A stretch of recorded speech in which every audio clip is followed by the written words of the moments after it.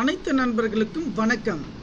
இந்த வீடியோவில் எதை பற்றி நம்ம பார்க்க போகிறோம் என்றால், நீங்கள் அனைவரும் எதிர்பார்த்து கொண்டிருக்கும் 12ஆம் வகுப்புக்கான ரிசல்ட் ரிலீஸ் பண்ணிட்டாங்க. இப்போது எப்படி அதை நம்ம டெவலப் பண்ணலாம்? இந்த மார்க் லிஸ்ட்டை பொறுத்த வரைக்கும் பார்த்தீங்கன்னா 11 12ஆம் வகுப்பு இரண்டு இதோடையும் பார்த்தீங்கன்னா நம்ம exam roll number date of birth போட்டால் வச்சிங்கன்னா நம்ம டெவலப் பண்ணிக்கலாம். இப்போ எப்படி டெவலப் பண்ணுறதுன்னு பார்த்தீங்கன்னா, இங்கே நம்முடைய ரெஜிஸ்டர் நம்பர் பார்த்தீங்கன்னா நம்ம போட்டுக்கணும். இங்கே உங்களுடைய ரெஜிஸ்டர் நம்பர் போட்டுக்கோங்க. ரெஜிஸ்டர் நம்பர் போட்டுட்டு உங்களுடைய டேட் ஆஃப் பர்த் போட்டுக்கோங்க.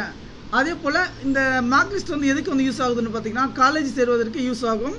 இங்கே பார்த்தீங்கன்னா உங்களுடைய இயரை போட்டுக்கோங்க. இயரை போட்டுட்டு அதே போல் பார்த்தீங்கன்னா டேட் ஆஃப் பர்த் மந்த்து போட்டுக்கிட்டு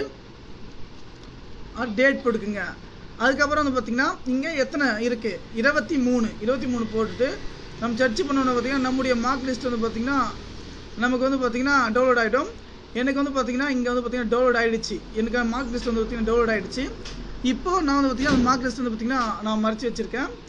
இப்போ பார்த்தீங்கன்னா நம்ம +2 பார்த்தீங்கன்னா இவங்க தமிழில் பார்த்தீங்கன்னா 99 மார்க் எடுத்திருக்காங்க. டோட்டலாக பார்த்தீங்கன்னா கிட்டத்தட்ட எவ்வளோ மார்க் எடுத்துக்கிட்டா 524. இதோடைய டவுன்லோட் பண்ணுறவுடைய லிங்க் பார்த்தீங்கன்னா நான் டிஸ்கிரிப்ஷன் கீழே பார்த்தீங்கன்னா கொடுத்துருக்கேன். இப்போது இந்த டவுன்லோட் பண்ண லிங்கை பொறுத்த வரைக்கும் பார்த்தீங்கன்னா அஃபிஷியலாகவே பார்த்தீங்கன்னா கொடுத்துட்டாங்க.